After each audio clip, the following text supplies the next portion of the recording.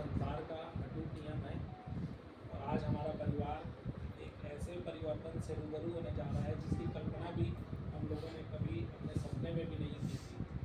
हमारे पापाओं के द्वारा बनाई हुई ये बगिया, जिसमें हम लोग 9 भाई 12 बहनें, संयुक्त रूप का यह परिवार, जिसे देखकर कभी ये कोई कह नहीं सकता था कि कौन किसका सगा भाई है, कौन किसकी सगी बहन है।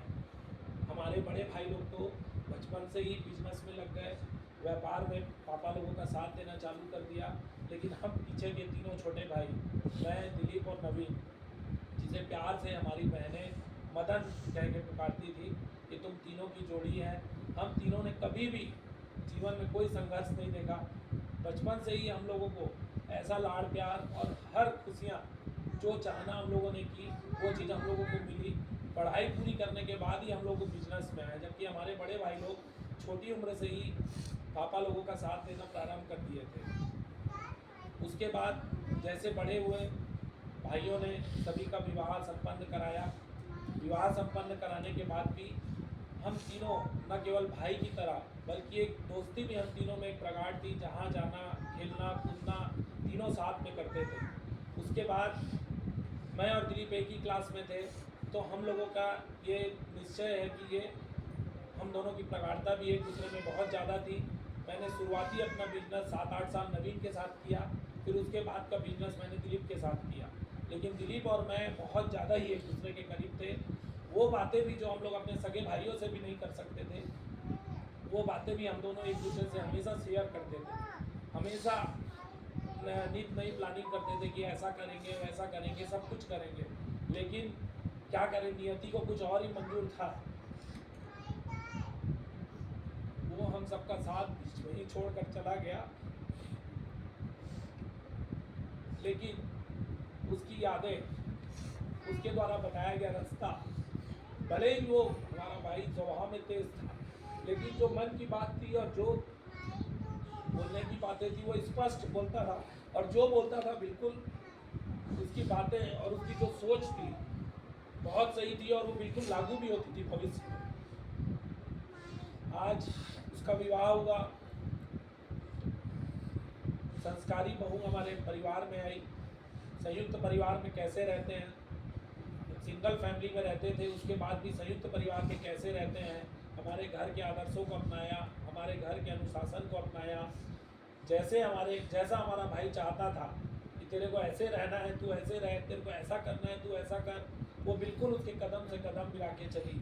कभी उसके साथ कभी भी ऐसा नहीं हुआ कि किसी भी चीज़ के लिए दिशा ने दिलीप का प्रतिरोध किया हो या कोई बात उसकी ना मानी हो। उसको जो पसंद था इन्होंने वैसा ही रहकर हमारे परिवार का नाम बढ़ाया।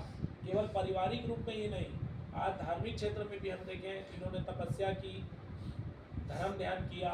इसके अलावा हमारे यहाँ जो धार्मिक पाठशाला चलती है, धार्मिक पाठशाला में भी एक अग्रणी शिक्षक के रूप में छोटे छोटे बच्चों का मार्गदर्शन किया और हमारे परिवार का नाम बढ़ाया।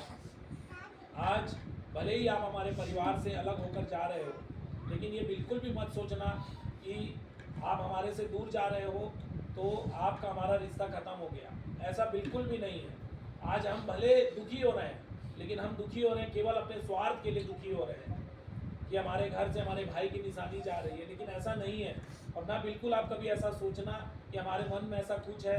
बहुत दुखी हृदय से हम लोग आपको विदा कर रहे हैं, लेकिन एक तरफ मन में खुशी भी है कि आपकी ज़िंदगी में जो ये हमारे भाई के जाने के बाद भी आपने जैसा समय व्यतीत किया है, मैं ये तो नहीं कहता कि हम लोगों ने, हमारे परिवार ने आपको हमेशा खुशियाँ ही खुशियाँ दी है। हो सकता है कभी हमारे व्यवहार से भी आपको ऐसा लगा होगा, दिलीप की याद आई होगी, निश्चित ही है ये। लेकिन फिर भी हमारे मन में ये दुख है कि आज आप हमारे घर से जा रहे हो। लेकिन मैं आपको यही आपके लिए यही भगवान से शुभकामना करूँगा, भगवान से यही मैं दुआ करूँगा कि जैसा आपने हमारे परिवार का नाम बढ़ाया, हमारे कुल का नाम बढ़ाया, आज आप एक नए परिवार के मेंबर बनने जा रहे हो, तो निश्चय ही आप उस परिवार का नाम भी बढ़ाना, और साथ में हमारे बच्चों को भी जो उन्होंने यहाँ संस्कार और अनुशासन सीखा है, उनको आप उनके परिवार के साथ सामंजस्य बैठाकर, भले उनका मन प्रारंभ में ऐसा लगे, उनको भले अटपटा लगे, लेकिन लेकिन आपको धीरे धीरे उनको सिखाना होगा कि कैसे सामंजस्य और तालमेल बैठाकर उस परिवार के साथ आगे चलना है। और मैं बेबो हार्दिक के लिए बोलना चाहूँगा, जो भी काम हो जो भी हो वो हमेशा मेरे को याद करते हैं, मनोज चाचा ये करना है वो करना है।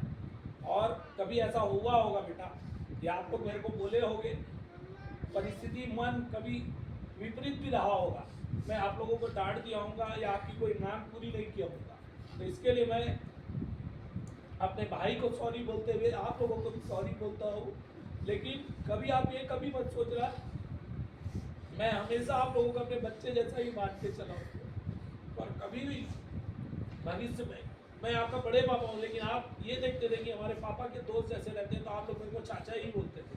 तो कभी भी आप हमेशा ये ध्यान रखना कि कभी भी जरूरत पड़े तो ये परिवार आपका, ये चाचा हमेशा आपके लिए खड़ा है। कभी ये मत सोचना कि आप लोग यहाँ से जा रहे हो, हमारे से दूर हो रहे हो, तो आपको ऐसा लग रहा है कि इस परिवार से आपका नाता टूट गया, ये बिल्कुल भी आप लोग कभी मत सोचना। और कभी मैंने आपका हृदय कभी दुखाया हो सकता है कि कभी आप लोग फोन किए हो, कोई काम मेरे को बोले हो, मेरा मन उस समय अलग रहा हो, स्थिति कैसी रही हो, मैं आपको डांट दिया हूँ या आपका काम नहीं किया हो, तो उसके लिए मैं आपसे बिल्कुल सॉरी बोलूँगा।